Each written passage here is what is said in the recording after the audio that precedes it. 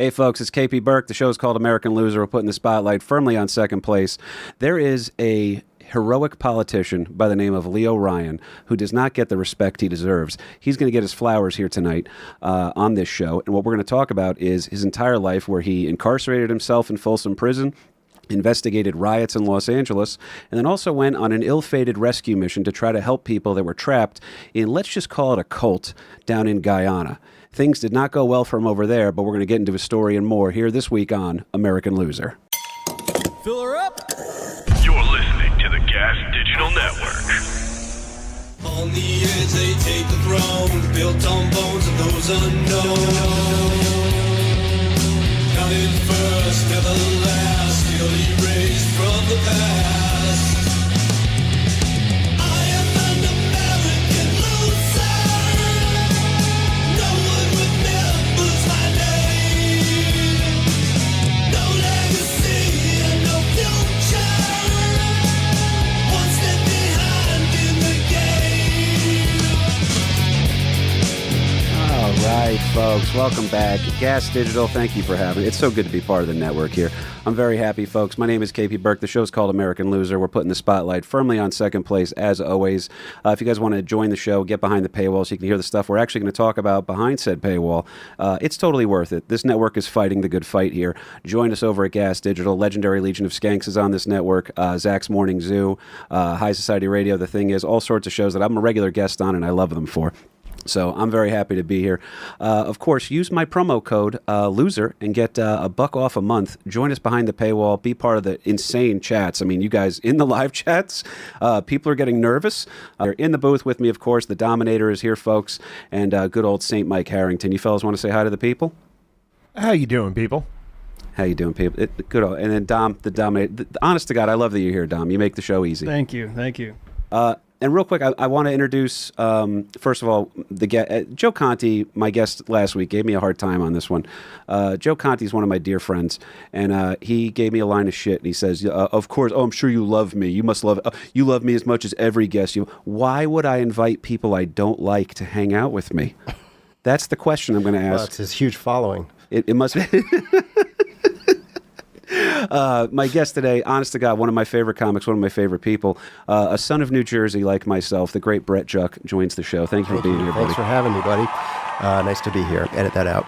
That's a well, I'll tell you what, Brett is one of my dear friends. He happens to be Jewish, so you don't get to experience the magic of Christmas. Whoa. We're just We outing try it to right keep that away. under wraps. That's right. Pal. I'm passable. You just throw me right under the bus. You're like a daywalker. But we're going to, in the spirit of American Loser Christmas, is that as all Americans, we should be part of this. There's a lot of things that can be said when somebody decides to give a gift. And so what we wanted to do is my producer, Mike Harrington, the guy who came up with the idea for those 90-second reels that you guys all enjoy on Instagram, he's a problematic guy. Okay, we love him to death. Last week we gave him what's known as a geek bar from BSX Vapes. They hooked us up, gave a bunch of cool vapes over to him. The vapes are working for you, buddy? The rage is being subsided? Yeah, I mean, I have, it's been a week since I punched the cat, so thank you, KP. You know what? That's a win. That's a win, buddy. It's all small steps. And by the way, steps is something that I'm always nervous about this guy. He wears flip-flops in the city, Brett. What do you feel about that? I already knew that when you said you got him a vape gift. Yes, vaping and flip-flops go hand in hand. We're getting right into our red-hot topic here in a second. But I got to say thank you real quickly to the good people over at Combat Flip-Flops. I believe it's called KP Burke 20. You guys get 20% off on all orders that you have from Combat Flip-Flops. The reason we're mentioning them on the show, Mr. Harrington, they've been very upset. They heard that you walk around this city. No way. This filthy city, okay, which is full of art and love, okay? We got you a pair of Combat Flip-Flops, buddy. Whoa, I'm going to be combat ready. So I'll give them to you after the show. You can even break them in right now while you're producing this show. But when you go to Italy with your beautiful wife, who is from South Carolina, I want you to please take these with you. Bust them out there, folks.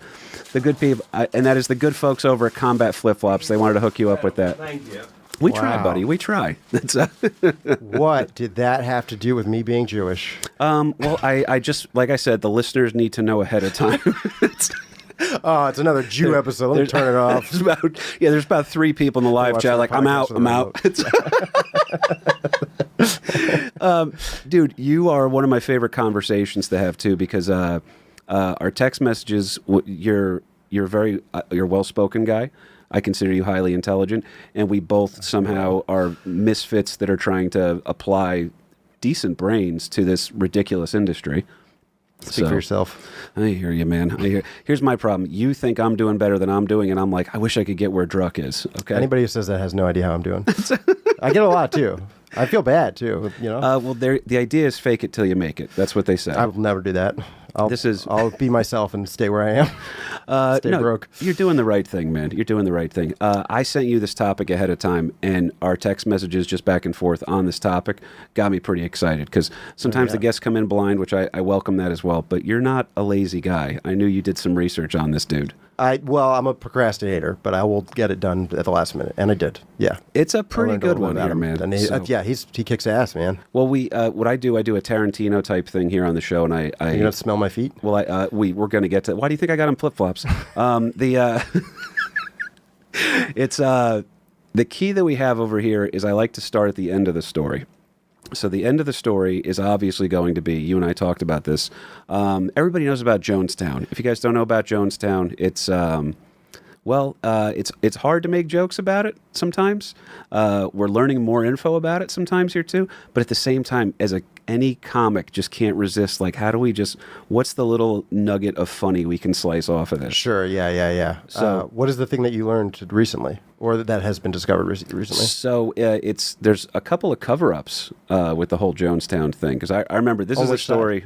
So I would say I learned this when I was still in Florida, the one cover-up, because anything you learn in Florida is null. That's also true. I drank a lot of their tap water too. I'm pretty sure that's really the worm in my brain is running the show now.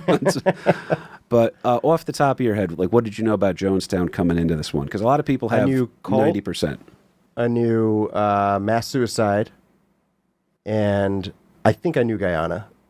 Guyana's a good one. I didn't know a lot about Jim Jones, and then I definitely didn't know anything about Leo Ryan.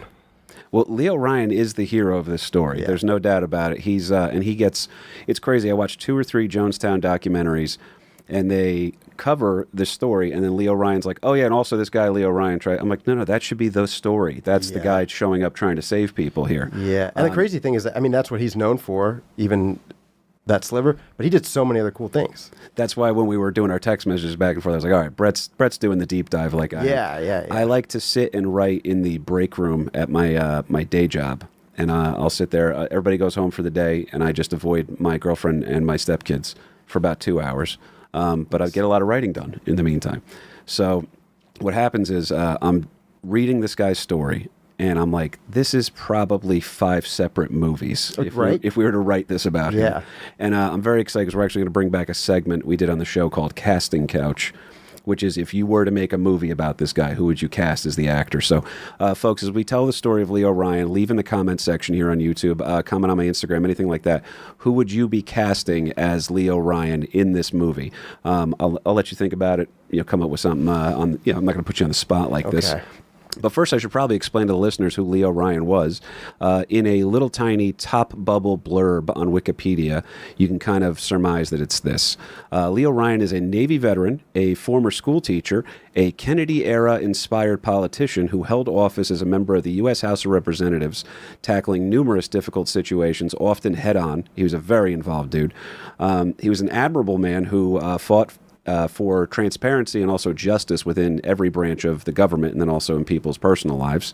His bravery and his dedication to his core values. Weird to say core values on this network and mean it in a good way. But that leads him to actually losing his life. So our main character has passed away. Okay, he's offed. Okay, this is where, unfortunately, his story ends where we're starting.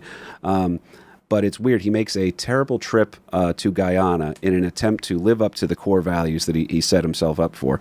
It's a very sinister story. There it is. I gotta get back on the 9 milligram nicotine pouches. I think that's really what it is. I gotta get back. We're doing 6s now. It's not cutting it.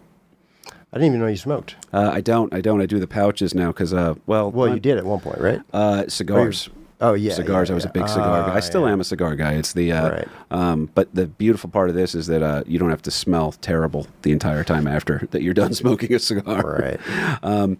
But the point is this one. It's a very terrible and sinister story about Jonestown. Everybody knows Jonestown, but like Brett already pointed out, folks, a lot of you guys don't know about this week's American Loser, the man who was trying to stop them and literally led a rescue mission and then got possibly betrayed by our own government. He made a couple... there's a couple of names in his story that pop out there. Oh. It's a weird one. I don't look for conspiracy. But when it's written in Wikipedia, I was like, I should be able to say this, right? And That's then they're fair. like, nope, you're trying to influence some sort of a nonsense going on in the Philippines or something. we have one bad word on the show, and Harrington looked up at me and goes, don't say it. So we'll tackle this one right away. Leo Ryan, born in Lincoln, Nebraska in 1925. His family bounces around a lot. Now, you've done almost everywhere on the road, I believe, right? Did you make it out to Nebraska yet? Oh, yeah. I did 48 states in 8 months once. I still haven't done incredible, Hawaii or man. Alaska, but yeah. Hawaii, that's the last two? Yeah. You are a well-traveled man, sir. Yeah. What'd you think of Nebraska? I'm a tired man. That's what did you think of Nebraska? Because I've never heard anybody sing its praises. I can't tell you anything about any of the places. I would go a show, hotel, drive. That's it. So you're seeing it Yeah. without seeing it. Okay, Yeah. I respect that. I can't even tell you anything about it. Well, I remember in the Navy, I had a kid that was in our boot camp division who was from I think it was Boys Town in Nebraska, and it was like a reform school or something like that. I might be wrong on this one. I'm not entirely sure. But Nebraska, for me as a kid growing up in New Jersey, I was like, they say Nebraska, and you're like, oh yeah, that's Springsteen. I'm like, no, stupid, it's a state too. You forgot. You forgot, you dumb East Coast. But he winds up out there in Nebraska. It's an interesting place to be from, just because. Is Smallville supposed to be in like Nebraska? That makes place? sense. Up Harrington's on it. Smallville's in Kansas. Smallville's it's a Kansas. That's Kansas- right. it's a I forgot. Kansas place, Yep, that's Clark right. Kent is from Yeah, Kansas. But it's worth mentioning here that Leo Ryan bounces around a bunch, and eventually, I guess he's most associated with the state of California. Right. So that kind of seems to be where he called his home, if you will. But by the time he hits military age, he's actually, just like me, also a member of the United States Navy. Him a little bit more substantial, though. It's World War II era. He's an officer, and he's a submariner, right? We call them bubbleheads in the Navy. I don't know if you knew that. That's cute. It's our way of trying to like shoulder check them, being like, yeah, you guys are dorks, and then they're like, yeah, but when we get out, we get offered $160,000 a year starting salaries. And me, I just count down the days until Veterans Day so I can get a free meal at Applebee's. That's kind of what happened to me. They're like, you know how to weld, though, right? I was like, yeah, but I'm not good at it. All right. Did you guys have a nickname? This is a perfect question because my rating was a hull technician. Okay. So the full name is a hull maintenance technician. I'm not making this up. In the Navy, once you say you're an HT, they refer to you jokingly as, oh, the turd chasers, because we dealt with all the plumbing on board. That's 100% true. All right. I would have gone with an asshole. That's that one makes sense too, and it's that's why they kind of thought it was. There were multiple times in my naval career where I was covered in raw sewage, and, but I do think that's why I don't have to get checkups at the doctor anymore. I'm just I Just think immune to everything. yeah, it's like a toxic Avenger thing. I don't know how it's all working, but Leo Ryan winds up as a guy on the submarine here, and he is serving during World War II era here. He gets inspired, by the way, because he becomes a teacher later on. So this is my parents are both retired teachers, right? In another world, is Brett Druck a teacher? No. No, never. Yeah. This is the life, man. This is so in the multiverse, which Dom explained to me recently. Dom understands all the movies that my stepkids watch. So he was help You had to be explained the multiverse. pretty much. They're like, yeah. So It's. I feel like it's implied in the name. the idea that there's a different version of absolutely everybody. Like we were watching Fear Factor before. There's another world where Matt LeBlanc is hosting the Matt LeBlanc Experience, and Joe Rogan is like, "Remember when I was dating Rachel? That was good, right?" But he bounces around a bunch over here, and it's after his service to his country, he becomes a school teacher in California, which possibly is more dangerous. I can't. Sure. I haven't decided Depending on yet. what part of California. Yeah, 100%. Now, we're going to get into why certain parts of this were dangerous over here. I thought this was worth mentioning here. He will actually be teaching English at, I can't believe this is the real name. if I'm wrong in my pronunciation of this name, he taught English at Cappuccino High School. Does that not sound like that should be like some weird place that like Paris Hilton invented? Welcome to Cappuccino High. That's really a Sabrina Carpenter type thing. Or it's the first integrated school. That's you see, the foam on top is different than what starts at the bottom. It's Cappuccino High School. That is the real name of the school. By the way, weird side note, famous people who attended that school, Suzanne Summers, who take a look online, folks. She could get it. And then also Mets great Keith Hernandez is from that high school. Who also, if you look at Keith, he could probably still get it. I'm not gonna lie. Good for him. All right, that's Leo gets inspired by John F. Kennedy's call to service speech, which is a pretty famous speech from JFK, where he's asking for people to try to hold public office. There was a whole revolution that came with Kennedy. Right. Like you hear my dad talk about JFK. And it's like he's so full of hope and everything, and like it also is because he was a younger guy. So when you're a young man and you can have ideals, and then someone's trying to speak to those ideals, you're like, oh, this is great. We're going to be the generation that causes change. And then you hear my dad talk about almost any other political person after that. He goes, it's more of the same. So. When Kennedy went away, that's what we have to say on the show. When he went away, we talk like whatever Sopranos happened on to that here. Yeah, I'm pretty Really sure. fell off. Yeah, it was. Did you know he was going to play Joey on Friends? I didn't know if you knew that, but he was a pretty inspirational guy over here. Now he has intensity with what he's doing. He's got a commitment to his values and other characteristics. This makes him a very easy person to vote for if he wanted to get involved in higher office. Also, kind of trippy. The reason he got to hear that JFK speech is because he was the chaperone for the Cappuccino High School band that marched during JFK's inauguration. Oh, that's fun. Did you ever have a teacher that you thought could then possibly go on to like hold higher office?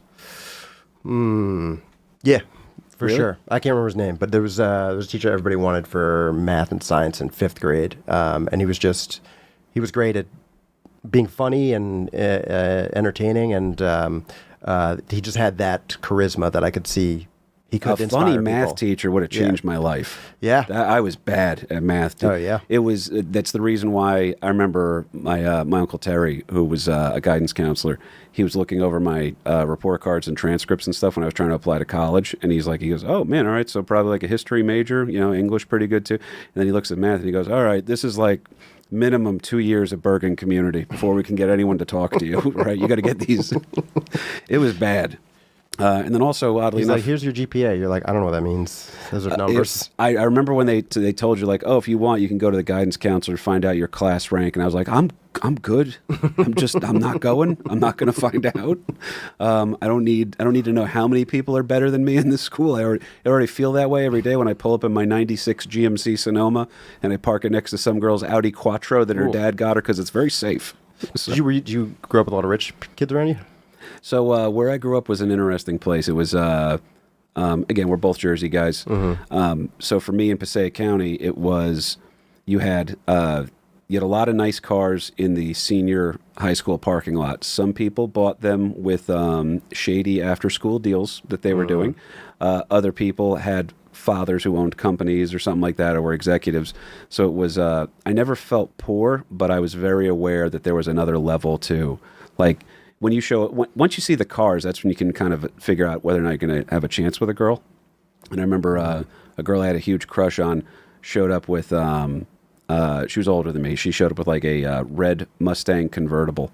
And I just remember seeing her in the convertible, and I was like, all right, I already thought I didn't have a chance, but if she's showing up in like, a convertible, I'm toast. All right, my '96 GMC Sonoma. How much charm am I going to have to come up with here? It's so interesting because I mean, I'm not a car guy, so I don't notice cars in general, but I would never even have thought that would weigh. In high school, I would be like, well, we're all high school kids. Like, why would you care about what car I'm driving? We're all driving like beat up cars or somebody's rich, but I wouldn't have even noticed if somebody had a nicer car.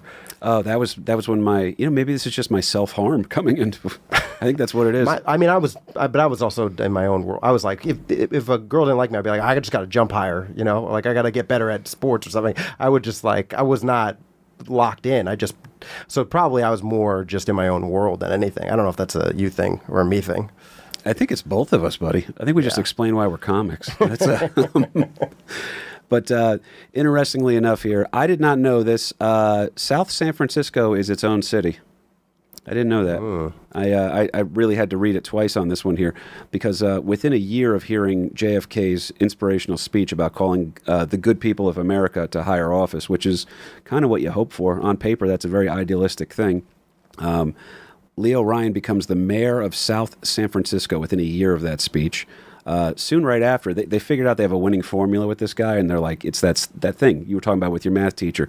If you have the it factor, you're like, well, how far can we push this? Right. And boom, not only is he's mayor for a pretty much a cup of coffee, and then they wind up giving him a seat in the California State Assembly where he will serve 10 years before ultimately becoming a congressman for California in the U.S. House of Representatives.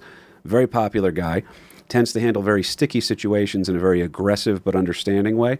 I'm trying to remember the legal term that his aide came up with for him, but it was experiential empathy or experiential investigation or something like that, where he would put himself in your shoes and then figure out why did this happen.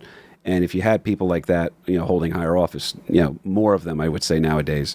Probably, I think we're all better off across the aisle. Absolutely. I mean, it's the foundation of empathy. It's a shock that it's not the norm for politicians. But he was definitely an exception in that way.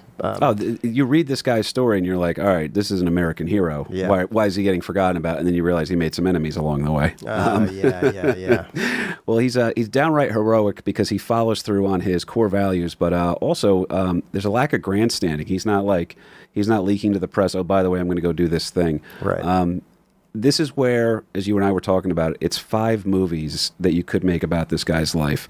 The first movie would be this one here. In 1965, because Leo Ryan will put himself in harm's way numerous times. The fact that he winds up in Guyana at Jonestown is not a shocker to anybody. What went down is the shocker, which of course we're going to get into here. But in 1965, he showcased the first time as a elected public official that he was willing to put himself I'm not just speaking to you here. I'm not just, banging a gavel at a meeting. Let's get some change going on. In 1965, there is an incident that gets mentioned in movies like Menace to Society and Remember the Titans, known as the Watts riots.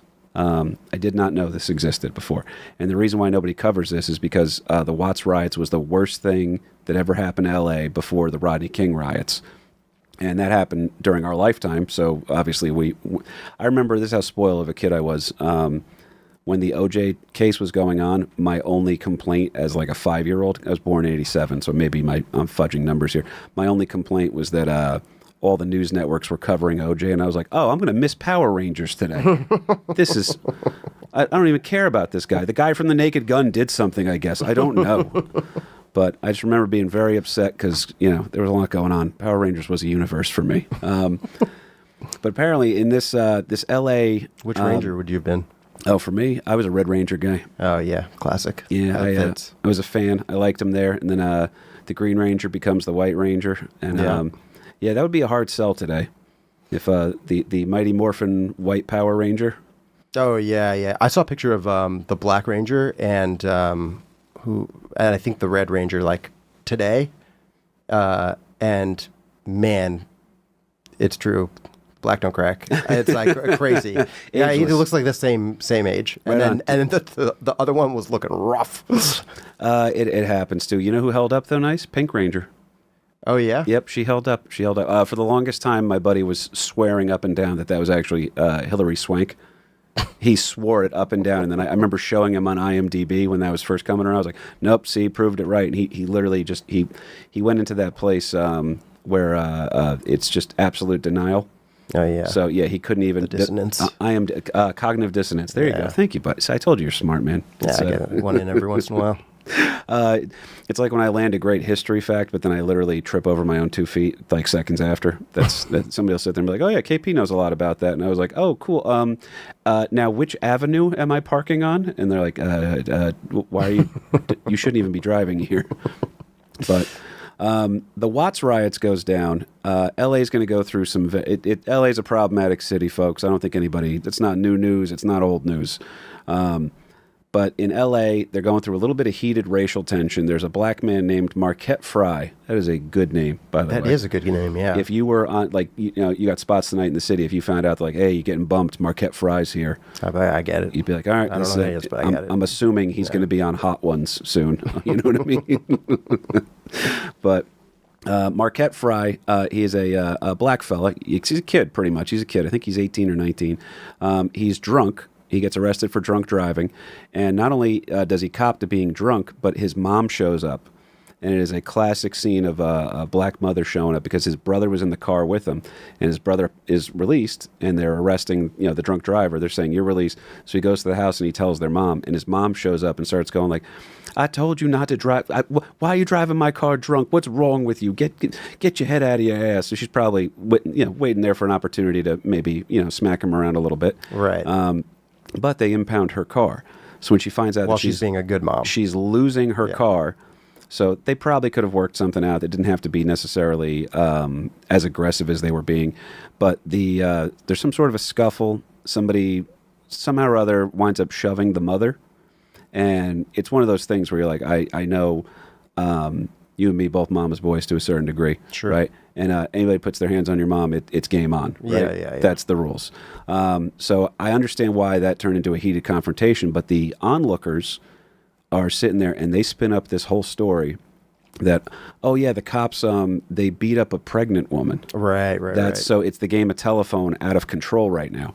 So this little rumor mill that got started here by the onlookers, and don't get me wrong, impound the car, but maybe give it back to the mom, something like that. There's workarounds you can have with that. Get her a good lawyer. A public defender should come on and take this case or something. But the kid is drunk too at the same time. So it's one of those things where, guys, let's just find the middle ground on this one if we can. But the rumor mill is so out of control right now that I swear to God it leads to 6 days of absolute insurrection, like a legitimate one, in Los Angeles. It's as bad as Rodney King. Beatles songs are being written about the burning in Watts. It becomes a pop culture reference if you say, oh yeah, like the Watts. And Watts, by the way, is just a neighborhood in L.A. That's what I found out on this one. This mob forms because they hear that rumor that a pregnant woman was attacked, which is not true. 5 days wild unrest in L.A. that the city had not yet experienced because this is 20-something years before the Rodney King riots. There's an overreaction from the governor. It's one of those things where every decision they make is worse. Yeah, I mean, to the LAPD's credit, they did react with more violence. That's So that was we were able to escalate. Yeah. Good for them. Dude, it's I'll tell you what it kind of reminded me of. It was I remember one time being on an edible, and it was very, very strong. And I remember getting a phone call to do a spot for a show, and I was like, all right, this edible is way too strong for this. If I just have 3 or 4 whiskeys, I'll even out, and then I'll be good. And I swore in my head, I was like, this is the logical thing to do here. Absolutely do this. Then, it was just a train wreck of a situation. I just made everything worse. And that's what I think the overreaction from the governor here was. He goes, what if we just pour gasoline on the fire?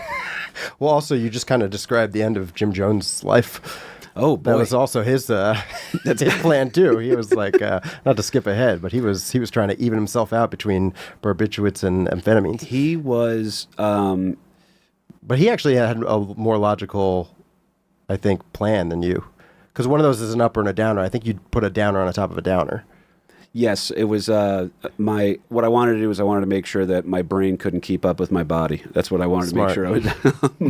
But no, your Jim Jones thing is right, by the way, because if you look at the cocktail regimen that Jim Jones was on towards the end of his life, not only is everything he winds up doing like almost understandably, you're like, oh, this is what a maniac would do.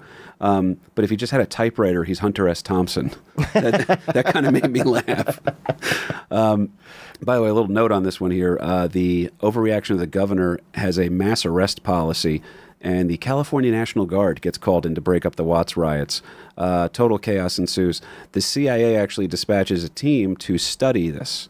They want to study, well, what went down with this issue over here? Why did the Watts riots happen? Why was the community so quick to go up in arms on this? And it was really just boiling tensions, and it wasn't hard to figure out. I think they just didn't want to admit. It's kind of funny to be like, to be like, so then he shoved a pregnant woman, and then the CIA is like, but why did they riot? It's We're going to have to get into the think tank for this one. we're going to have 5 guys who used to be Nazis investigate this and get back to us. Also studying the riot, by the way, and the aftermath is our hero, Leo Ryan here. When I say hero, I actually mean it with this guy. Yeah, this guy rocks. He's pretty admirable. At this time, he is a sitting assemblyman, so keep in mind he is an elected official. He decides he's going to take a job as a substitute teacher in the Watts district where the riots went down, and he starts investigating and documenting the conditions over there. So if you want, like, if you're looking for a politician who's going to be boots on the ground and move towards active and hopeful change, Leo Ryan's like, okay, I'm actually going to go in there and figure out what's going on, and I'll get back to you guys, and then I'll have a better understanding of the community that I'm supposed to serve. And you're like, wait a minute, you guys are allowed to do that? I thought you're just supposed to tell me things are good, and you tweet a little bit, and we just kind of... Right. Is he doing this one? Is he doing it undercut? Like, is he like... He's well known enough that people know, right? Or is he just like wearing like a Groucho Marx sunglasses? He's like, I would like to be a substitute teacher. So I couldn't prove the name on that one, what he went by for the substitute teacher thing. I did prove that he did have an alias for the next little chapter in his life here. So funny. This one made me laugh pretty hard. So after studying that riot and its aftermath, Leo Ryan, who is at this time a sitting assemblyman, he's going to take that substitute teacher job like we talked about. But that's not the first. I think the first time as an elected official he puts himself in harm's way. The next time is even trippier. It's 5 years later. Okay, so he's now multiple years into his tenure as an elected official, and it's 1970. And Leo is hearing about mistreatment at a prison that made a lot of people famous. I think Johnny Cash probably made the most money off of it. Right. So he does wind up, I swear to God, Harrington, he books himself under an alias to get arrested and plants himself inside Folsom Prison to investigate the conditions of the guard. This is my favorite part of him at all, because I'm picturing Rorschach in Watchmen. Nailed it. Yeah. I'm not stuck in here with you. You're stuck in here with me. And the conditions are not good. And we need reform. I have a pen pal on the outside that can get us. Dude, him as Rorschach is perfect, actually. It's because Folsom Prison, by the way, I hear it. It's the same thing with Nebraska. You tell me a dumb kid from New Jersey, Nebraska, I'm like, oh yeah, Springsteen.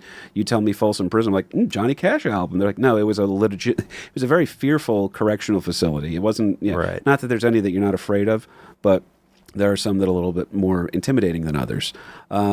So Harrington, I popped for this when I'd read it, because I sat there. I was like, I know that Mike Harrington, who is currently involved in, it's not necessarily the UFC, but it's UFC meets Medieval Times, and he puts on chainmail and fights Chris from Brooklyn. It's if none of that makes sense to you, it shouldn't. It's what? But I know that Armored League coming up July 31st, Melrose Ballroom. Get your tickets. Get the plugs in, baby. I know how this network works. This episode will come out a week after. That's.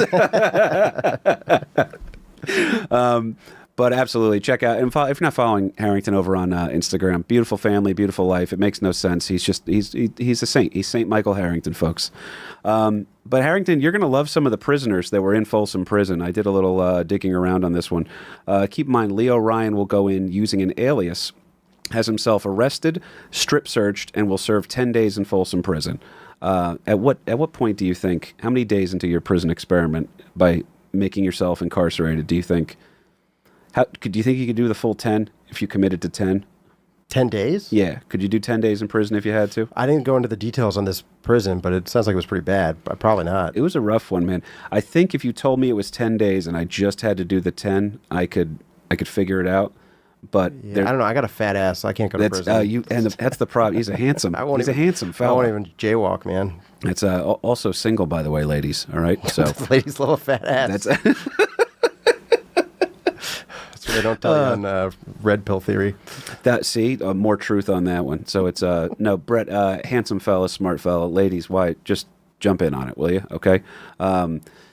the big thing here is I think I could make it the 10 days if I knew that I could get out, because I have that's the military background where you're like, all right, just one more day and we can do this. Because in the Navy, you never count the day that you're on, right? You don't count the day you're on, and you don't count the day that you get back in port. So it would be 3 days and a wake up is what they would call it. That's so good. I Trick, could. yeah. Oh, it is the mental gymnastic that people have to do. Right. But Folsom Prison, just to prove to you how wild it is over there, Folsom Prison would be wildly more dangerous than anything that I did in the military. In fact, I'd found out recently I'm more in danger doing tree work than I am from my time in the military. A little concerning. And when I worked at the Home Depot, more people died there than my entire time in the military. I don't know what happens at Home Depot, folks. Is that true? That's a true story. How many people died? 3. Oh my God. How long were you there? I was there for 1 year. Yep. This is all in the same store? Yeah, one guy dropped in the No. store. Another guy, How many employees? So it was two employees, and then there was one guy that I didn't want to ask any follow-up details, but he was found in his car in the parking lot. Wow. Yeah, New Jersey, baby, center of the universe. Oh my God. And the one guy was a hilarious. I really did like him, but he was a classic pill addict, because he would come in the mornings all grumpy and miserable in the mornings with me, Right. And he'd be like, Burke, you ain't doing your job, man. You get this. I'm gonna have to talk to somebody. We're gonna have to get you moved, man. This ain't working. This ain't working with us. You slowing me down. You're not pulling your weight. You got to get it together, man. And then he'd score his pills at lunchtime. He'd come back down the aisle doing karate, and then he'd put his arm around me. He goes, "You and me run this store, kid. You know that, right? You and me run this store." See, when I was addicted to painkillers, I just made sure there was no low. I just stayed on them. I did every 6 hours. I always had, and I was like, I'm using how happy I am to make sure that I always have more painkillers. Like, I'll just go and online and order I got back pain and all that stuff. Yeah. There was a time early on in our friendship when I believe I told you, and I meant it earnestly, that my dog had health insurance and I didn't. So I remember trying to figure out how to. I was like, oh yeah, my dog's foot hurts. What would you give a dog whose foot hurts? Like, we're not giving you Oxy, Burke. All right, fine. But anyway, these are some of the famous people incarcerated in Folsom Prison. Just so you know, this isn't a publicity stunt. I believe there was a mayor in Chicago that went to where like most of the shootings were happening and put themselves up in like one of the project buildings and had their office there for a couple of weeks, but they weren't able to keep it up for logistics. But that was a show. That was like the news was reporting on it. Right. Leo Ryan's not telling the newspapers that he's doing this. He wants to go in and get boots on the ground info. So how does he, do we know how he like accomplishes this? Does he truly just commit a crime and then? I think it was like, no, he doesn't commit a crime. I think it was like Face Off with Travolta and Nick Cage, which I will reference any opportunity. Yeah, yeah. If he saw that movie, he'd be like, I mean, the face thing is cool, but everything else is like boring. It's like, I did this. Well, I think what he did was he had a couple of people that knew, and then under the alias, like he goes, all right, so keep tabs on me. It's almost like that episode of Arrested Development when Job goes into prison to escape as a magician. Right. So I think that was his thing. He goes, I'm going to go in there, I'll find out some intel, and then we'll, my report. It'd be funny if his alias was just like he gave himself a dumb middle, like he was like, I'm Leo Mean Hello, Ryan. my name is Jim Jones. I couldn't prove what times different people were in here, but Folsom Prison was the home at various times to criminals like Eric Menendez, Charles Manson, who we did a whole episode on, Leslie Van Houten. She was the hottest Manson girl. Suge Knight, folks. Suge Knight, he's back in the news a little bit. That's right. What did he do recently? His name comes up a little bit with the Diddy trials. Oh, right. Yeah, what did he do?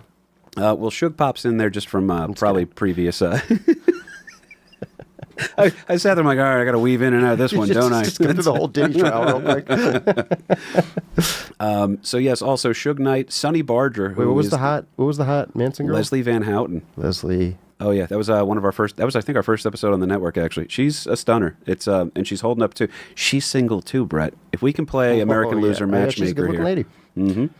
She's holding up. And by the way, if you're not into the long-term commitment thing. No, she's out now, buddy. Oh. And if you're not into long-term commitment, she is in her 70s, so you just need to wait like 5 years. Point is this. Another infamous inmate of Folsom Prison is Sonny Barger, who is the head of Hell's Angels. There are also numerous serial killers. Also Danny Trejo. Oh. Yeah, Machete was interned at this correctional facility. Timothy Leary, for LSD fanatics and people that like Harrington's shirt, would know who Timothy Leary is. Also, do we know what Danny Trejo did? No, he was in and out a lot, though. I knew that, but he I got wasn't his sure life if what- together. at this point, what he had done. My understanding is if you want Danny Trejo as in your movie, all you have to do is write him a very nice email. That's my understanding. Harrington, what do you got, buddy? You should get him on the podcast. Well, I think the story I heard was he got his start in movies because he was like reforming his life through NA. And he was like on set as like someone's sponsor, and they were doing a jail scene, and he was like, dude, I've been in jail. This is not how this would go. Yeah, man, this isn't working for me, dude. And they threw him in there as essentially like a consultant and like let him be like an extra, and that's how he got his start in movie making. Oh man, and he's in one of the best movies of all time, Heat, Michael Mann's masterpiece. So I thought you were going to say Desperado too. Desperate. But he's great in everything. That's the problem. I really do love Danny Trejo. By the way, and he's also, for a guy like me, I'm 5'9", so a guy like Danny Trejo being as mean looking as he is, and knowing that he's shorter than me, I was like, okay, he's got the Joe Pesci factor where height doesn't matter. It's style over height. Did you always know you were short? I found out. Maddie Smith told me because. Oh yeah, I found out late in life too. That's. No, I just didn't. I didn't know I was short. It never clicked, right? Yeah, it never clicked. And then I asked my friends growing up, I was like, why didn't you tell me I was short? They were like, you act tall. I was like, they were just nice. They were like, we don't want to ruin it. Short guy, big personality. That's our boy Brett Druck. You're not even short either, though. I wouldn't call you short. I'm short. So I'm 5'9", which I told Maddie was the average height, and Maddie Smith goes, yeah, you'd probably like be tall in like the 1700s, which for some reason hurt more. But also we have a person in common we know who is from comedy who is very left-leaning. New Yorker, and her requirements on her dating thing one time when I was back on the dating apps was 6 feet, 6 figures, Manhattan area code. That's what this person wanted. Mm-hmm. And I sat there and I was like, they're so left leaning and they have no idea. They just pretty much asked for Trump on their thing. Like that was. But by the way, also the two most famous, I would argue. I mean, Trejo's pretty famous. And, the criminals are going to be famous, too. But Frank Shamrock was interned at, not interned, but he was imprisoned, rather, at this particular Folsom prison. And Frank Shamrock, it's Ken's brother. This is so funny. So I play VR a lot, and they released a Batman game last year. And basically you go into prison as Bruce Wayne. He does this. And No way. It's basically this. Like, there's a bunch of famous villains in prison, and you get to like go talk to them as this fake criminal. All right, this rules. And so I'm like, this sounds like how they came up with Arkham Shadow. Dude, the comic books are trying to tell us the truth. Dom, can you back me up on that? The comic books are trying to tell us a lot of the secret stuff from history. I feel like that's an honest take on this one, right? The comic books have been huge with history ever since Captain America and World War II. It's always been implemented in stories, and they rework it with their own characters. Well, because the Hydra thing with Captain America, right? That it's like, it's actually this evil organization took over the CIA, right? No, shocker. Don't ask why there's so many German-sounding names in NASA. The point, by the way, my favorite part of this, too, Folsom Prison, like we said, Danny Trejo, Suge Knight, Sonny Barger, the head of Hell's Angels, Charles Manson, and Rick James, bitch. Rick James was in Folsom Prison. Now, why Johnny Cash got to do an album there and not Rick James? That is a crime against humanity, folks. Yeah. You want to hear Super Freak live at the... He's a very kinky showerer.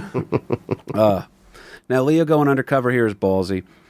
He's a man, he's willing to get his hands dirty to fight injustice. He's not just like a dork that shows up with Dunkin' Donuts to stage a sit-in or some sort of a fake patriot unwilling to serve in wars that he keeps voting for. Do we know what his stats are? Like how tall he is? Is he a big guy? Harrington, can you Google the height of Leo Ryan, Representative Leo Ryan? Because he found it right away. 6 foot. 6 foot. And how fat was his ass? That's Yeah, is Brett's ass better than Leo Ryan's? Please let me know. I just want to know if I could survive in prison. He winds up, he's a cool guy. He fights on both sides of the aisle. He's fighting for the people. That's really his cause. He is, it leads him to his biggest battle, which is probably where you could argue this conspiracy nonsense. I'm not saying it was an active conspiracy against him, but he certainly didn't make a whole lot of friends in this. he will actually take on the CIA. He is highly troubled by how often shadow ops are being run without Congress knowing, and he winds up having an amendment put in called the Hughes-Ryan Amendment that would force the president to disclose all info on CIA operations to at least some congressional committees, right? Not everybody. It's not public knowledge for everybody. But, and the CIA has done some goofy stuff. I want to do a segment here. I'm not prepared for it today, but where I would read one of the CIA's legitimate plans they had, and then also read what they would try to like get rid of Daffy Duck with. You know what I mean? Like what Bugs Bunny versus Acme, or CIA versus foreign nation hostiles. But he gets involved with this one. He's got a conscience on him, folks, and this is why Leo Ryan is an admirable man. And this is also his quest for justice and fighting for these people. It's what's going to lead him to Guyana, where it's not going to go good. But Leo Ryan is going to have a few run-ins during this battle with the CIA with not one but two future vice presidents. I thought this was nuts. At the time of this amendment going through, Gerald Ford is in the White House. And this Hughes-Ryan amendment they're going to have here, the White House chief of staff at the time is Dick Cheney. So obviously that's not a guy you want to get on the wrong side of. Yeah, I'm sure he doesn't work closely with the CIA at all. He was, again, this is all prior to even being George W. Bush's vice president. Right. So this is insanity on this one. He will tell Dick Cheney, this is an actual thing that Leo Ryan said. He goes, sometimes leaking state secrets is actually an acceptable method for a congressman to stop an ill-conceived operation. So I had to reread that 3 times. What do you take away from that quote? Because that was Read it again. So sometimes leaking state secrets is an acceptable method for a congressman to stop an ill-conceived operation. Okay, yeah. Because I read that, and there's 2 parts of my brain. There's the one part where I'm like, how, don't jeopardize the operators that are out there doing this. Don't jeopardize troop positions. Don't jeopardize national security. But at the same time, I'm like, oh, he's saying, he goes, if you guys are going to do something that I think is really bad, he goes, I'm going to rat you out to the papers, and then you're going to have, Watergate times 1,000 coming down on you. Yeah. I mean, it definitely gives foundation to the idea that he'd made some enemies. That you think? Yeah, but if he's saying basically, you may put people at risk, but I'm assuming that he's coming from a standpoint of like even more people are going to be risked if this goes through. Right. If you guys are committing, let's say war crimes, we should probably tell the people about it. So maybe we don't start bombing countries that we're not directly in combat. Basically, with. if he was involved in the Catholic Church, that wouldn't have been a problem for so long.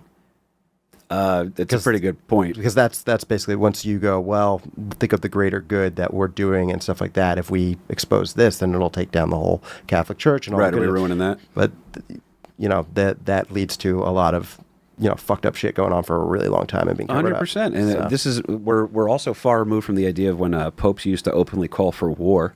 That was Right. That was something you and I didn't experience in our lifetime here. Yeah. But in order to set up this this thing here, because he's going to war, I shouldn't say war, he's having a battle, an ethical battle against the CIA, has that little run-in with Cheney here. And I'm sure Cheney probably agreed with him and definitely didn't give him a hard time and definitely, said like, oh, we should invite this guy to cookouts.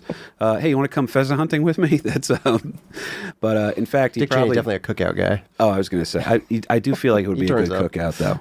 I feel like it's a good cookout. I feel like he goes, yeah, we learned this is how you tenderize meat.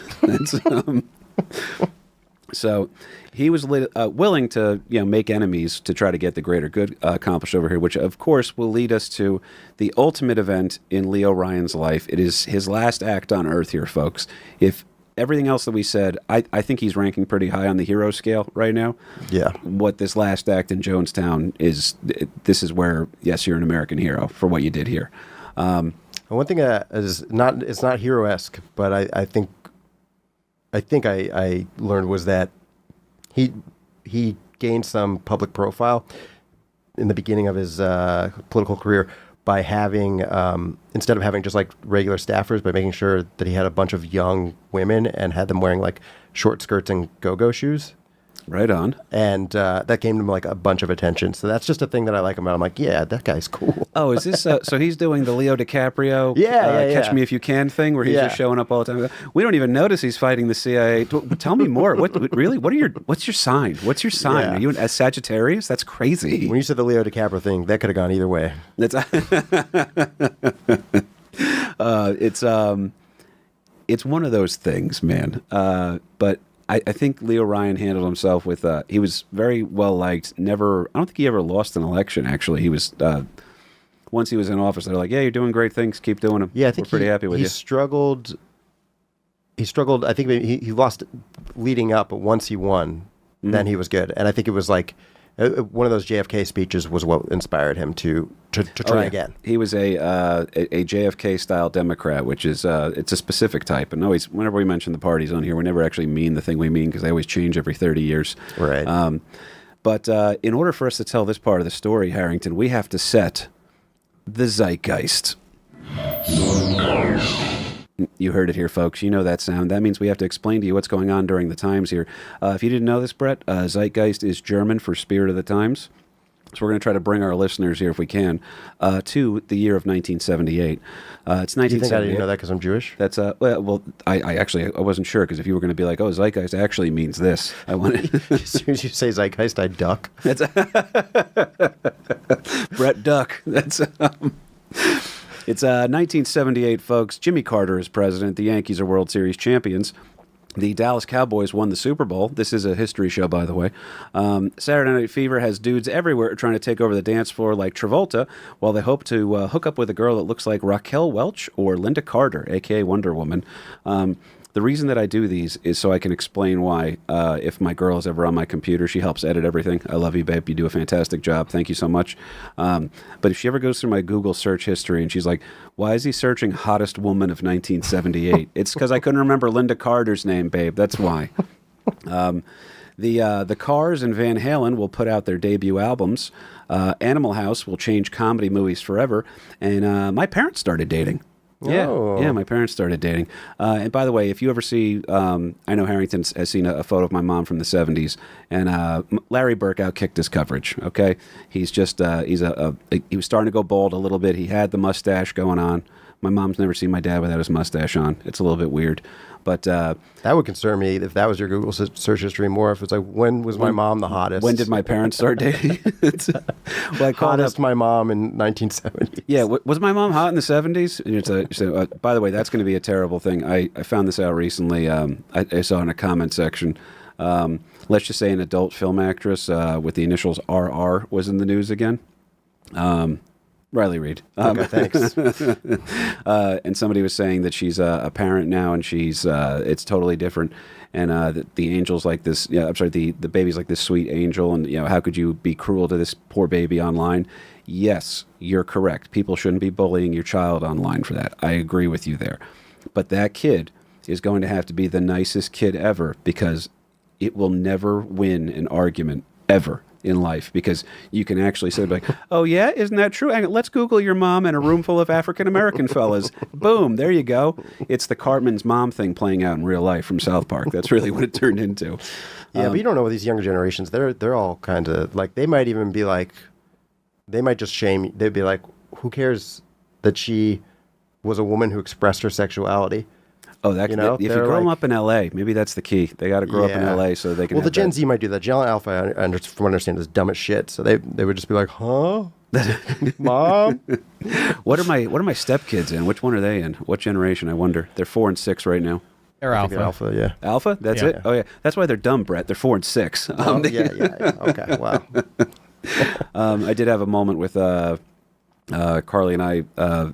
We had a moment together, a romantic moment in the bathroom, and while the kids were watching a movie, the one kid was asleep, and the other kid, like within 3 minutes, which is, by the way, it's all it takes for me. But the kid comes knocking on the bathroom door, and he's at that perfect age right now where he didn't put 2 and 2 together. He goes, I said, "Oh, buddy, mom's in the bathroom right now," and he goes, "Oh, upstairs?" And I was like, no, she's in this bathroom. He goes, but you were just in there. I was like, I just came out of the shower, buddy. Meanwhile, bone dry, no towel, full clothes on. He goes, oh, okay, and just walked away. So that'll come out in the therapist room floor someday. But Wait, what did Riley Reid do? She blew her boyfriend when he didn't want it or something? I can't even remember, but she was she's a character because this is the beauty of Gas Digital, by the way, folks. She's one of those porn stars that will try to have thoughts and be like, I'm actually more than just a porn star. It's like, okay, yeah. I'm not saying that you're only your work, okay, but maybe you sit out a conversation on Ruth Bader Ginsburg and the need to pack the court. Okay, maybe you sit that one out. That's all. I'm just asking. I don't know, man. For all the people who are giving their opinion that shouldn't online for the last 15 years, I'm like, you mean all of us? Yeah, absolutely. I'm like, we're gonna go single out porn stars. You're right. Chivalry is dead, Brett. Folks, if you don't know him, if you don't know Brett Druck and the great Chivalry is Dead meme, please just throw him a Google. I think actually people are starting to not know it now. Really? Yeah, I've showed it to some Gen Zs, and they were like, "Oh, I've never seen this." But it used to be like, you were my first friend that went viral. I would show it, and people were like, "Oh, that's you." Yep. I love that. No, dude, it's one of the best social media follows out there, please. And again, a gem of a human being. Please go see him live. Real quick, Brett, where can people follow you before we unpack the chaos that you can get me at Brett Druck or Brett Druck Comedy on most things.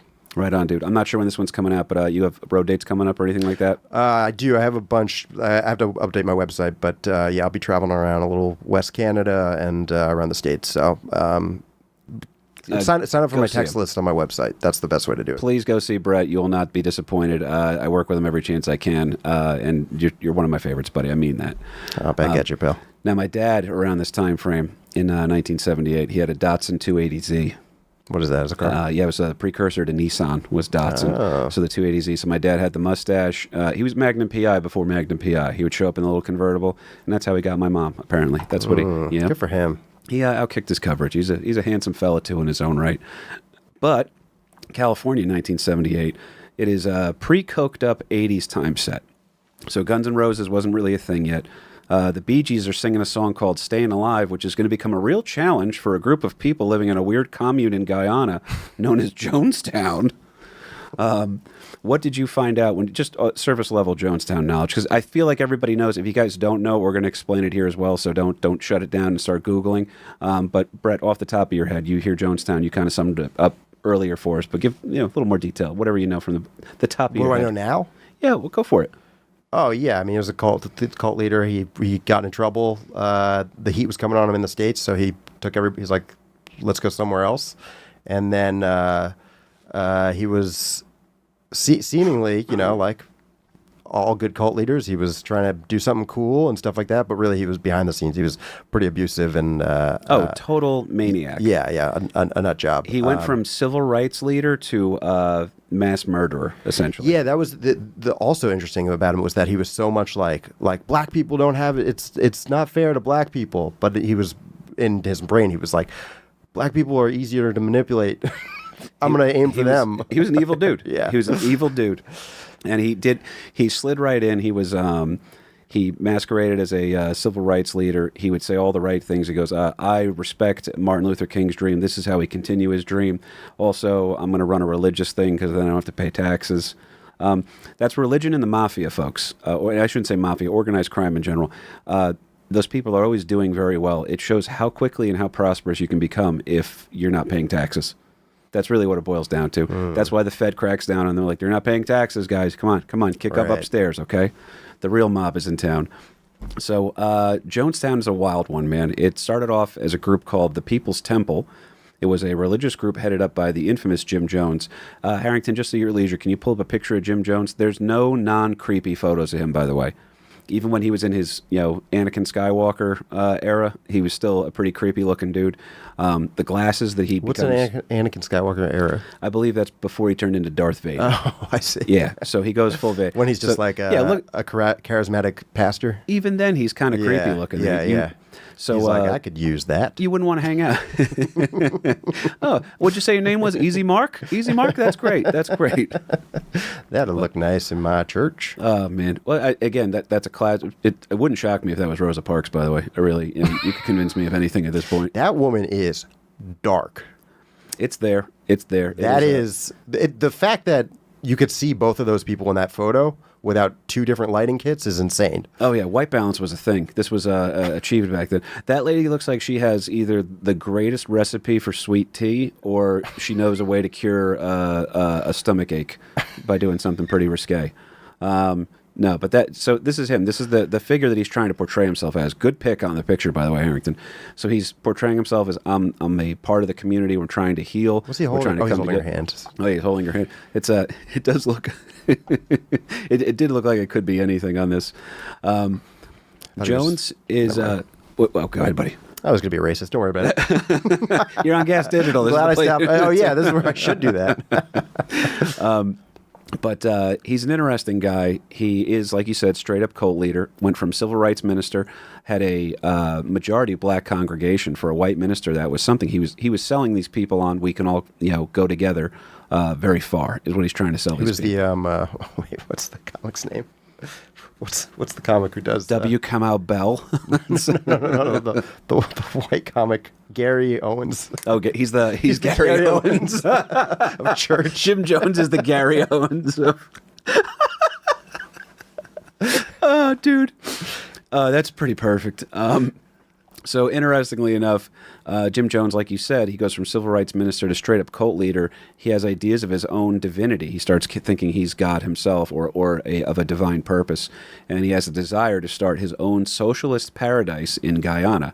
I did not know this, but my buddies in the Navy ask almost any black dude if you say the girl was Guyanese, that's like their version of like it's. Oh man, like Guyanese women are apparently the subject of quite a bit of desire in the African. They're very pretty ladies, right? Pretty ladies exist all across the spectrum too. By the way, just love on the spectrum kind of thing. But the desire for Guyanese women, I did not know that was a thing until I was in the Navy, and all my buddies were from down south. Like, you don't understand, this girl was Guyanese, and. So Guyana is an interesting place over here. He will plan to call his paradise. Can we see some beautiful Guyanese women? Yeah, Harrington, you want to... is that a request? Yeah, Harrington, but search it on your wife's phone, so you have to explain it. Yep, Guyanese women. Oh, yeah. It's the way I think... Good-looking ladies. Yeah, like a lot of people have Brazilian women. Right. Fetishes, I guess we'll call them, but... Guyanese women, very pretty. Yeah, beautiful. Oh, yeah. And they're only going to show you the tops on that one, too. They're not going to show you, like, oh, by the way, this is what the woman who cleans up, an office after hours looks like. They're never going to show you that. But you ever see a really attractive woman working, like, a really, like blue-collar job, and you're like, this doesn't feel right? Found a hot bus driver the other day. Yeah. You're like, oh, that... I mean, it's listen, I know it's, like, sexist to be like, well, you're hot, so you shouldn't have to do this. That's very regressive, but also that is what my brain automatically does. I'm like, 10,000%. Yeah, where did it go wrong kind of a thing. Yeah. Like, but I'm not blaming her. I'm just like, what's wrong, society? She's just hot. It's probably a peaked in high school kind of a thing. Maybe, yeah, I don't know. The one thing about this socialist paradise of Jonestown in Guyana is that he planned to call it Jonestown. He will take about 1,000 followers with him. Think about it in social media terms. You're going to take 1,000 followers. So I have a good following on Instagram. If I could just get 1,000 followers over onto my YouTube channel, then we'd be cooking with gas. All right, What are you at on all YouTube? around. YouTube is we're above the 2,000, which is great. Love that. Keep supporting the show. Leave me the comments. The guys that are doing it means a lot to me. Thank you. 3K is the big mark, right? That something happens, like you get a little more eligibility for monetization or something. I think so on that one. But my biggest thing is I don't care about the numbers on Instagram. I care that Hilaria Baldwin follows me, and that was just the most unexpected. Who's Hilaria Baldwin? Alec Baldwin's wife. Oh, Yes, she's hilarious. So you have to follow her. She's an interesting gal. Is she really funny? Is that her real name? Her name is Hilaria, and she puts some emphasis on a Spanish upbringing, but she's not ethnically Spanish, so it's kind of funny. And it's Alec Baldwin's wife, which is always, anything Alec Baldwin does is going to be good. Yeah. I had a joke I was working on after the Rush shooting, where I was like, people were like, oh, this is such a tragedy, but he's gotten into it with so many paparazzi, he's assaulted so many paparazzi over the years. He's and I was like, he just might not like people behind cameras. I told you no photo. Close set. If we do clip that out, Harrington, I can't put it because Hilaria will see it. You know what I mean? So it's too bad. I just can't put it on the Instagram. That's all. Everywhere else is fair game, folks. Gas Digital. Use the promo code loser. Get behind the paywall here with us, so you can hear all the dicey stuff. You can probably hear all the Riley Reid stuff we were talking about. He's going to plan on calling this place Jonestown, like I said. Some people are coerced into moving there. Other people are naive but hopeful. But the scariest people are his true believers. One of them is named Larry Layton, and he's probably one of the scariest out there. More on him in just a second. Jones has plenty of trouble running from California. He's got all sorts of, there's abuse allegations going on in his church.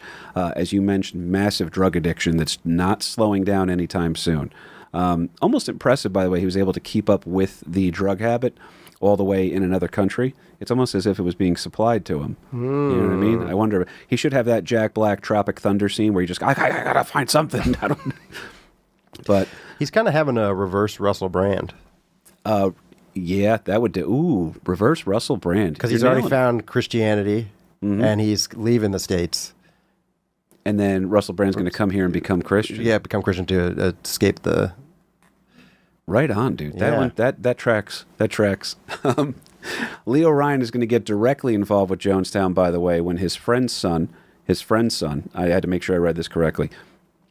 Leo Ryan's friend's son had been a member of the People's Temple, and he is found dead with a mutilated body near some train tracks shortly after a taped conversation that he was having with his wife about leaving the People's Temple.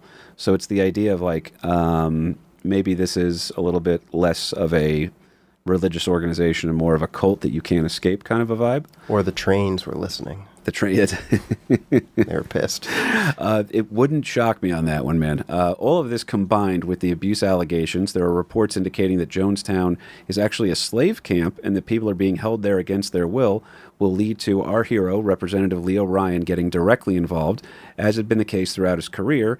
This is great news to people like Timothy Stowen. Timothy Stowen is a major voice in the Concerned Relatives group, and that is people who are relatives of theirs are members of the People's Temple, and they're like,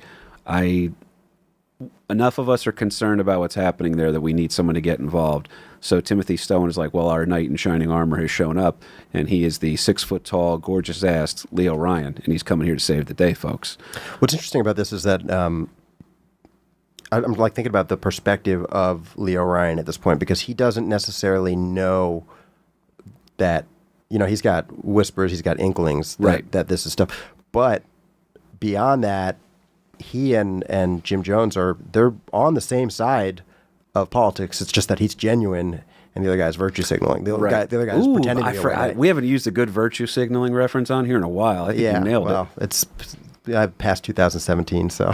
But you nailed it. That's what it is. Jim Jones was virtue signaling. I'm great. I'm doing all the God's work. Come be part of God's work with me. And Leo Ryan's like, hang on, are you beating people up? I don't feel like this is good. But, you know, until he knows that, it's kind of like, he's like, I got to suss this guy out because he's, he's a wolf in sheep's clothing. But he doesn't, I mean, I don't know how much information he has other than, you know, because an allegation could be an allegation. But I'm sure there's some kind of like hesitation. Well, I don't want to come after a guy who's doing the right stuff because he doesn't really know that he's corrupt and a psychopath. Oh, there's so many trails leading over to this guy here too. And Harrington, I know you might have to dip out, buddy. I understand that one. He shakes it off. God, I love that man. All right, that's why. Don't leave without your combat flip flops. That's all I'm asking. KP Burke, 20% off here, folks. We'll hear him flopping on his way out before he leaves. Guyana, by the way, if you want to know why he picked Guyana and why he didn't go to, you know, like say, hey, we're going to start our religious group in Florida. Guyana at the time is being led by a man named Forbes Burnham. And he is the Prime Minister of Guyana. He is a socialist strongman who is plagued by political corruption, who takes a lot of heat for letting Jones into his country and also might have played a huge part in certain aspects of the cover-up of the investigation for Jonestown. Google Forbes Burnham. Next time people tell you about the old... It is an old cliche, and don't get me wrong, there's plenty of examples of evil white men in power. Forbes Burnham is like, hey, guys... you can be any color and also be a terrible person to your people. He's essentially a warlord type of thing. Leo Ryan's going to announce that he'll be visiting Jonestown in person. This will lead to large media attention and a long and protracted fight with the U.S. State Department. What I think he did here is I think they weren't letting him go, and then he announced that he's going so that now there's media attention behind it. So Leo Ryan was smart. He goes, if I can get the media to support me, well, why is the State Department not letting me go here? That's the real question.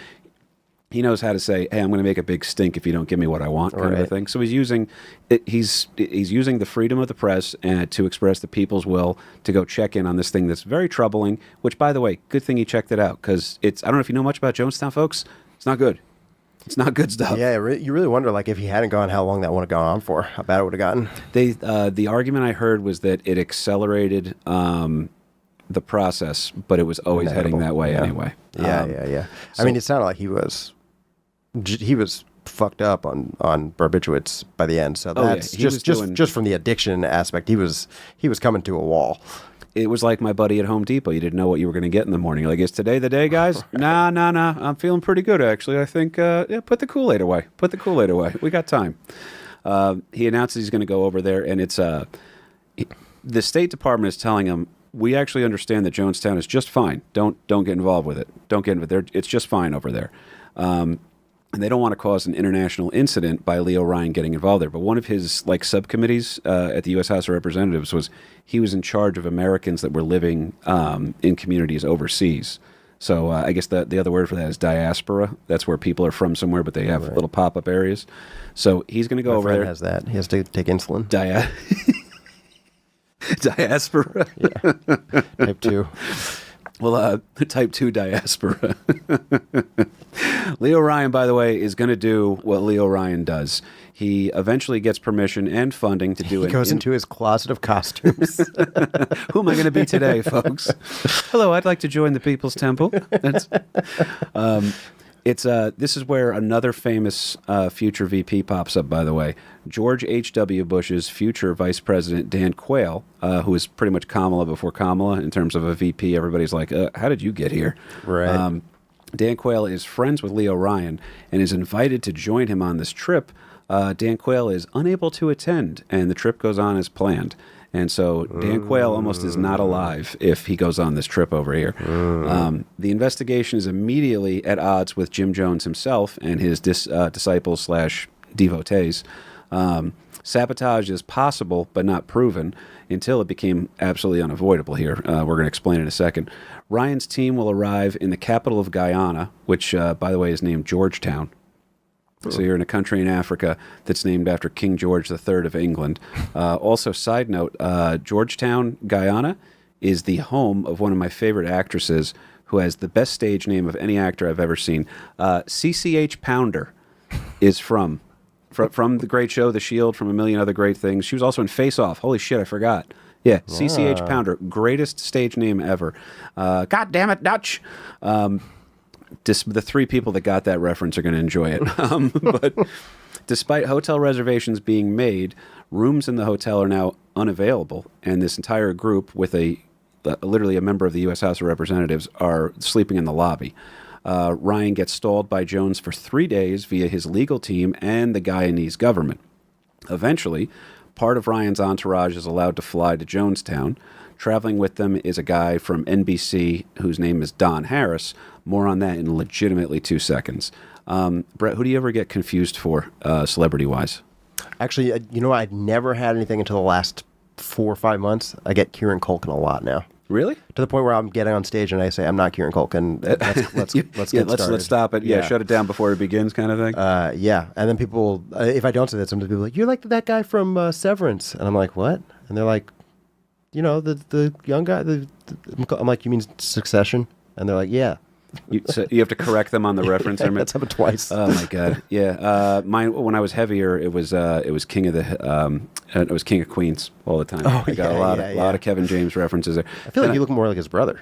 It's Gary Valentine. Yeah, I like Gary. He's hilarious. I could probably run with that. Hey, welcome back to Shrek Talk with the Boys. I'm Gary Valentine.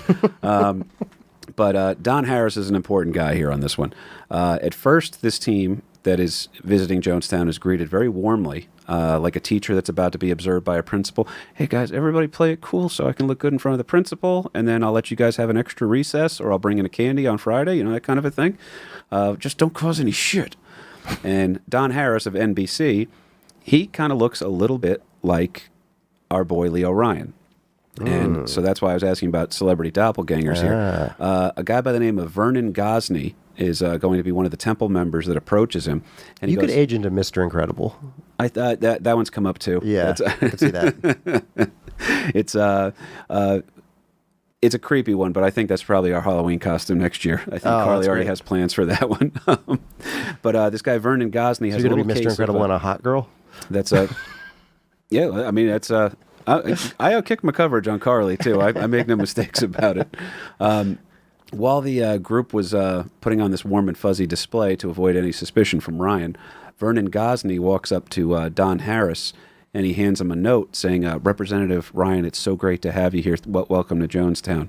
So he mistakes Leo Ryan for this guy from NBC, Don Harris, hands him the note, like straight out of a horror movie.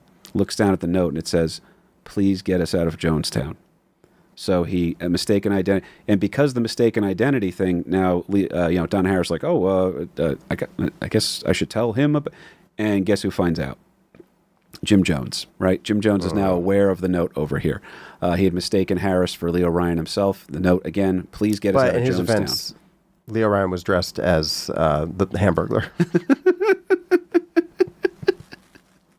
Oh, he stays undercover. He is undercover brother.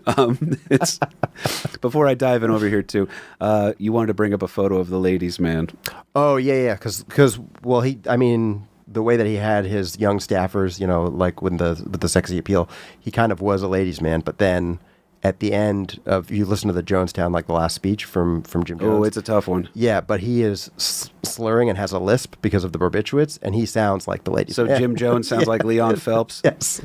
Yeah, but welcome back to It's the Ladies' Man, Jim Jones. If you wanted to go ahead and find a way to get a couple of ladies in here, come on into my little commune here, a little socialist paradise we have going on.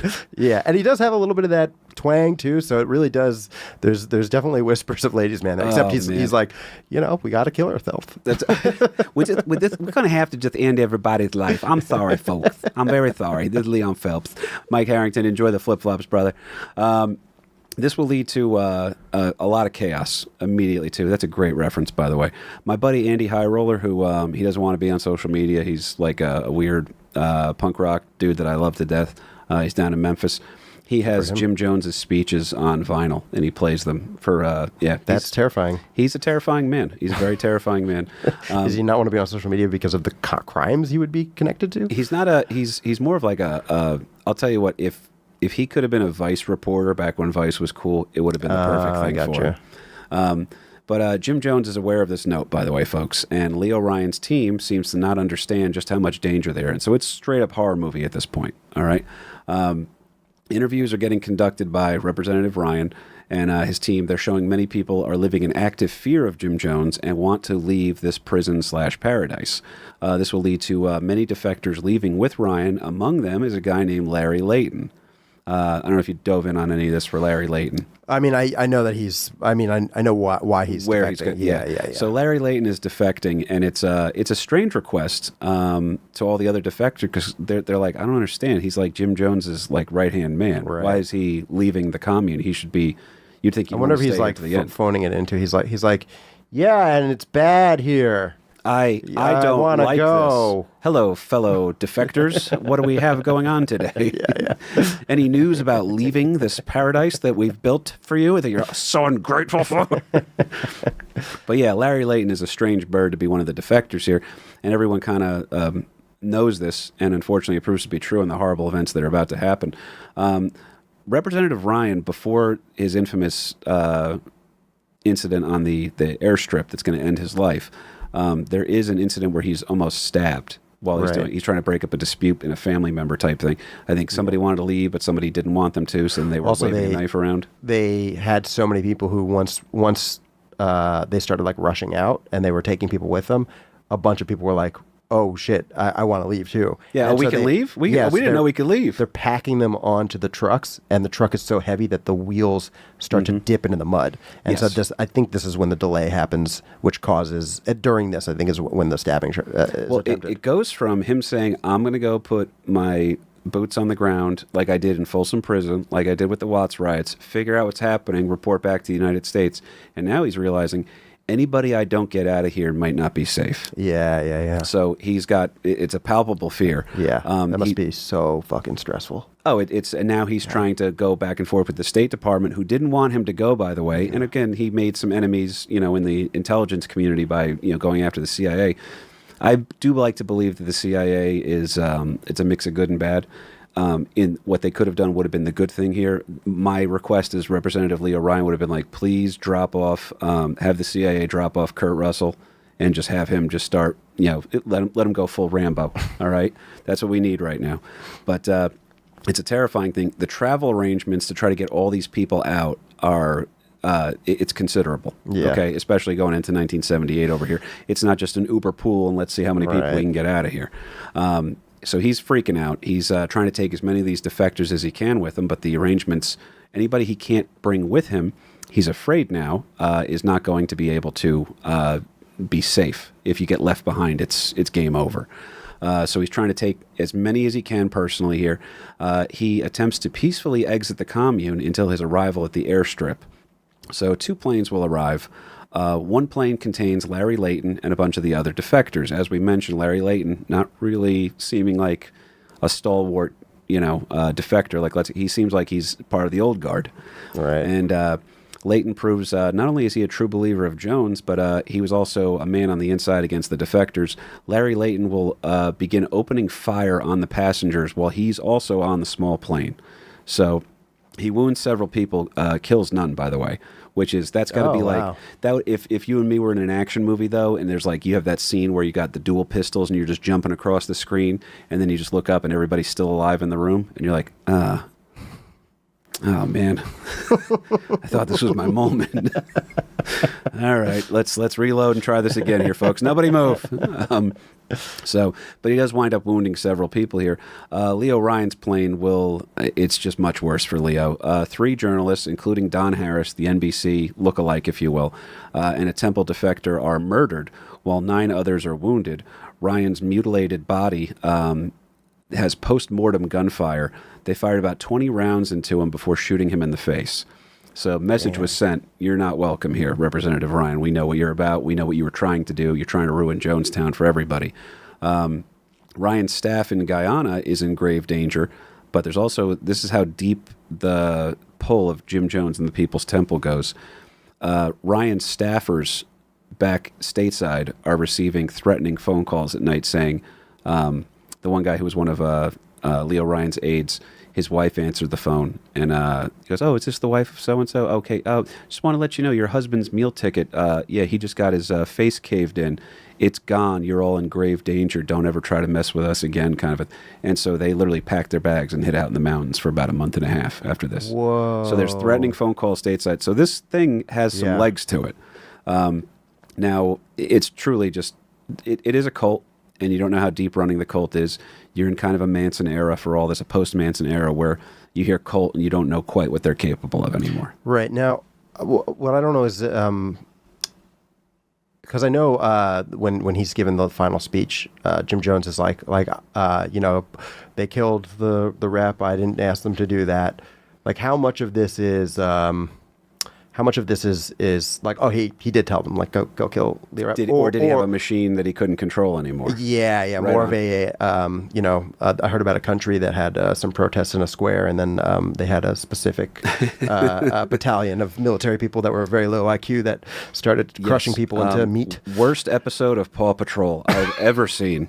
Without a doubt. That one was upsetting, all right? Rubble, we thought better of you. No, but I think you're right. You can't quite tell, was Jim Jones, did he just create too powerful of a movement that he wasn't in control of it anymore? Right. Or was it really kind of part of his whole plan here?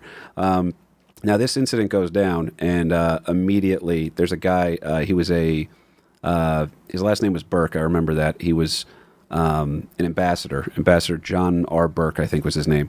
And he will actually make a phone call, and he flies that night. As soon as this incident goes down, he flies that night right into Georgetown and meets with their strongman, the Forbes guy, Forbes Burnham. Another great name, by the way, too. Yeah. If I got bumped for Forbes Burnham, I'd be like, oh, okay. Another Kill Tony comic just figured it out. But don't do open mics, do Kill Tony, and then you just get famous. I got bumped right for the owner of the venue?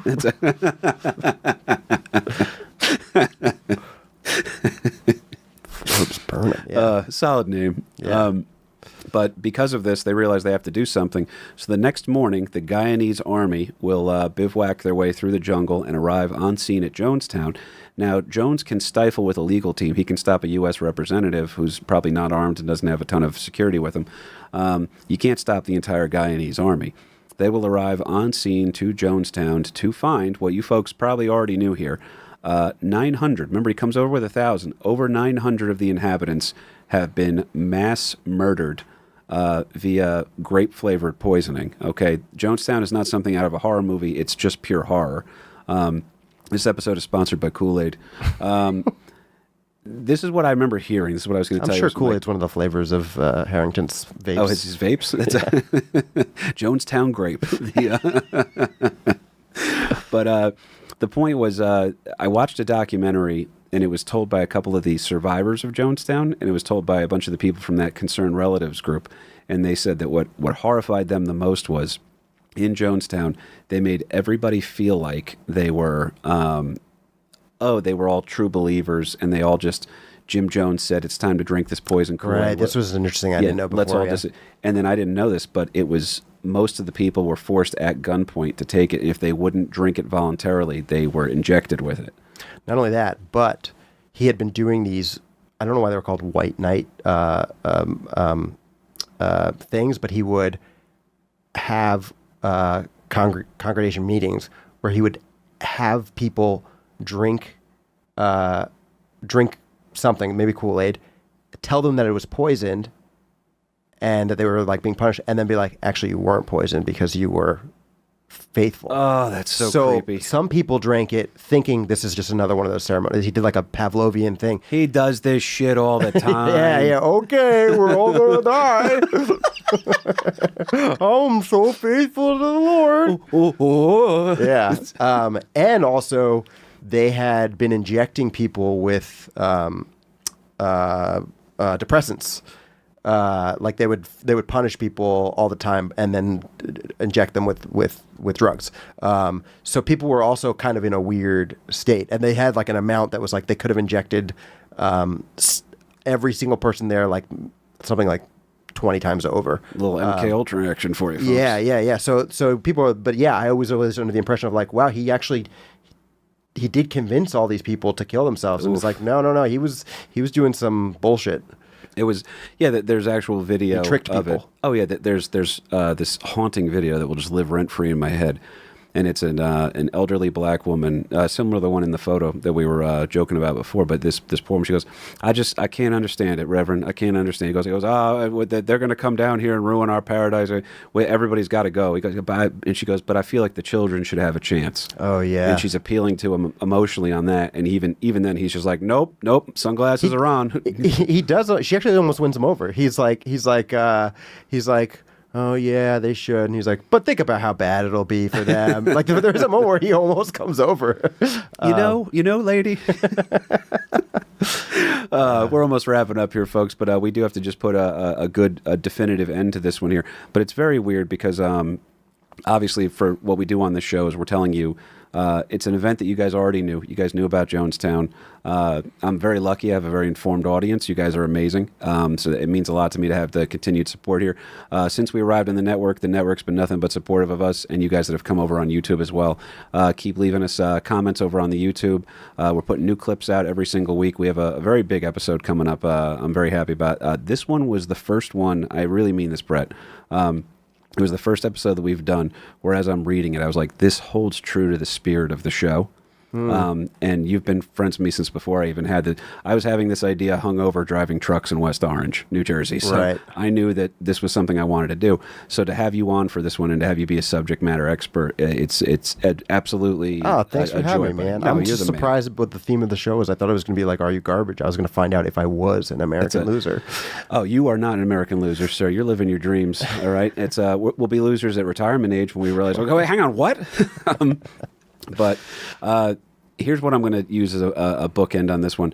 The best way to help out growing the show, guys, is to, again, subscribe to us over on YouTube. Keep watching us there. Use the discount code. I should say promo code. It is a promo code. It's promo code loser. Join Gas Digital. Be a part of this. You guys can hear everything unedited, so I don't have to censor too much stuff for YouTube. Really appreciate all the work that you guys are doing on that. Again, those reels come out every single week. That's my Instagram. It's at KPBurkSucks. We're trying to do one a week. That seems to be it. It's usually a little bit of a teaser for the episode. And then also come check me out live. We just locked it down. My birthday, September 11th. You'll never forget. I will be back at the Dojo Comedy in Morris Plains, one of my favorite rooms over there. Nice. I'm going to try to see if I can't bully Brett Druck into coming out here, folks. Be on the road. It's a Thursday. Oh, he's on the road. I know it was going to. But you guys know the whole deal here. And also, if you go onto my link tree, you guys can find the people that are helping us make this stuff happen. A lot of products that I use. Again, Combat flip-flops, BSX vapes, Owl pouches, all sorts of different things. You guys just go onto the link tree. Anything that you do with that, if you go through us, you get a discount code for yourselves, and also it helps us out. I need to be able to buy more things for Harrington and Dom, okay? I'm trying to send Harrington to finishing school. It's his charm school we're sending him to. Slowly, each week, I make him more of a gentleman. That's what I'm trying to do over here. But you guys know the deal. You've been amazing on this one. So now I got that out of the way so that when I want to end this baby, I'm going to end it. Okay, Brett, is there anything you want to say to the people on the way out? I want to add, do you have a Reddit? Do you have a subreddit? No. I probably should. If you like KP, you want the show to do well and you want the show to keep going, one of the best things you can do is just like, we only have so much time in the day, but if he's got somebody making clips and there's something that you're an episode that you love, think of a relevant subreddit and post it. Reddit is weird about you posting your own stuff. And the best thing you can do for the show is to promote it in any way that you can. So if you just, if you promote something on Reddit and then watch a full episode, engage with it, leave a comment, all that stuff tells the algorithm that people are enjoying it, and that helps them get a bigger audience, and that helps the show keep going. So do that if you can. No, I appreciate that. And dude, you were the guy that I picked the brain of on social media originally. I've seen you go viral multiple times. I hope you go 10, 15 more. I don't know what's going on these days, but that's, at one point I had it under control. Well, I'm going to end on this weird note here, because Dom, I know you got 8 hours before. Yeah, we should kiss. I feel like this is the weird part of the show where I kiss the guest. Yeah, but we're not allowed to look at each other during. We just keep pretending. I'll be like, "You're Sydney Sweeney," and then you'll say, "No, you're Sydney Sweeney," and then Leo Ryan will pop up. He goes, "Actually, I'm Sydney Sweeney." But here's the bookend for this one, folks. No more plugs or anything like that at the end here. This is just the final part of the story that I could not shake this off. And Brett, please feel free to jump in on anything that trips you out, because I couldn't believe when I was reading this stuff. Leo Ryan does indeed die an American hero. He's trying to save people from the doomed Jonestown cult. He's unable to save everyone, but he does in fact save many. He is given the Congressional Gold Medal by President Reagan for his bravery and duty. Larry Layton, the person who opened fire on the plane, not the one that Leo was on. He wasn't part of that. Larry Layton's the guy that missed every shot. He's like the dude from Pulp Fiction that runs out of the kitchen screaming, But Larry Layton is the only person that is convicted of charges in the U.S. for Jonestown. And in classic California fashion, after 18 years in prison, he gets released on parole in 2002. And as far as I can find, he is alive and in Santa Cruz living a quiet life. He avoids interviews and any sort of media attention. And by the way, he's dating Katy Perry. This is real. Not the Katy Perry part. Oh, God, yeah, you convinced me, dude. Ever since she came back from space, the girl hasn't been right. That's all I'm saying, folks. Ryan, by the way, is survived by 3 daughters. This was worth the wormhole that I had to go down on this one. All 3 daughters kind of went their own way following the death of their father at the hands of a madman cult leader. Keep this in mind. They were older, right? Leo Ryan was an older gentleman at the time of his death. It wasn't a ripe old age, but he certainly wasn't, like a young dad coming home with, trying to take care of kids with diapers and stuff like that. But he has 3 daughters, and interestingly enough, there's one named Aaron. Aaron went on to work for the CIA, so he clashed with the CIA during his career. Now his daughter's working for them as an analyst, and is currently an aide to former Congresswoman, and I'm going to slaughter her name, I'm very sorry, but former Congresswoman Jackie Speier, I'm not sure how to say that, I think it's Speier.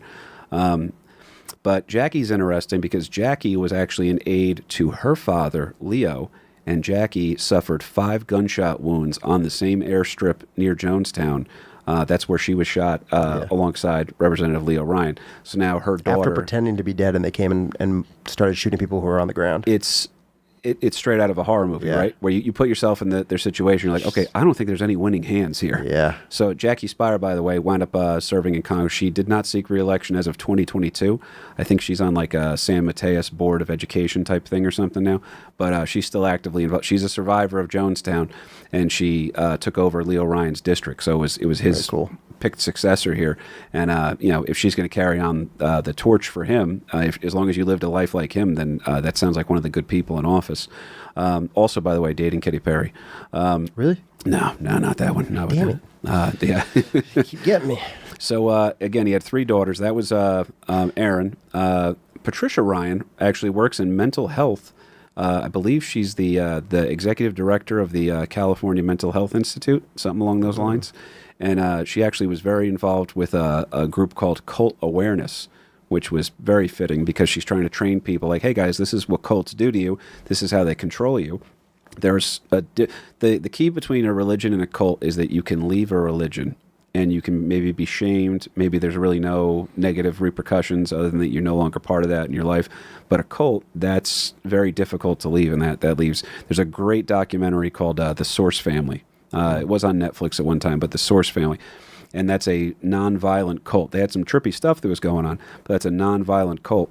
And you speak to the people who are members, and like nobody's living a normal life. They're all you've rattled their brains for forever because they were a part of this group. Right. So cults in general, it doesn't have to end in a Jonestown or a Charles Manson type thing. Cults are troubling.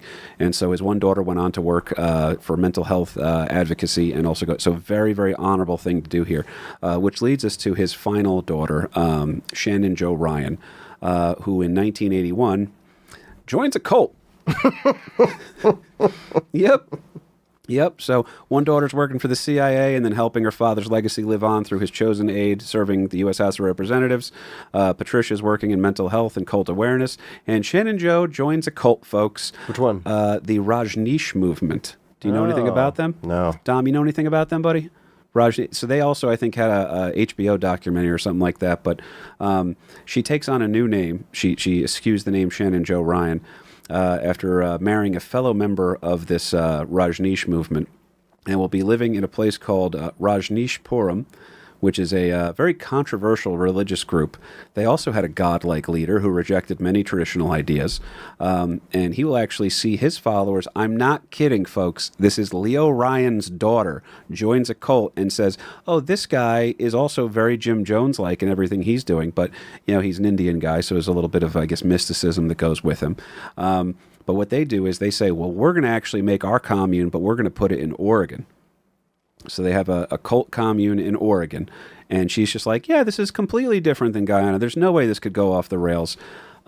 His followers actually create this commune in Oregon, and they wind up, in order to win elections so that cult members could hold all the political offices, the day before Election Day, they poisoned several restaurants with salmonella in order to make sure that anybody who was either, if they heard about it, they would be scared and make sure not to vote against the Rajneesh movement, or they would physically be too ill to make it to the polls that day.